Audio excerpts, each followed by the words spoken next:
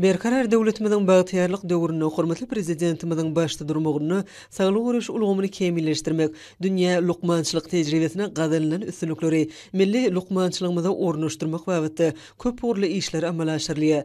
Dünýäniň awreýli halkara guramalary we daşary ýurtlaryň saglyk görüş ulgamlary, şolsana Germaniýa Federasiýa Respublikasynyň saglyk görüş ulgamynyň hünärmenleri bilen gatnaşyklary munun belegim hasam puwtolandyrmak, tejribe alşmak maksady bilen saglyk görüş boýunça halkara hyzmatdaşlygyň çäklerine, halkara okuw ilmi merkezine teleköprü arkaly duşuk geçirildi. Saglyk görüş boýunça Germaniýa Federasiýa Respublikasynyň tejribeli hünärmenleri gullugynyň intervensiýon radiolog lukmany Dr. Friedrich Seidel bilen sanly wije aratnaşyk arkaly saglyk görüş amalynyň anyklaýyş usullarynyň esasy ugry bolan intervensiýon radiologiýanyň wajyp meseleleri boýunça pikir alşyldy.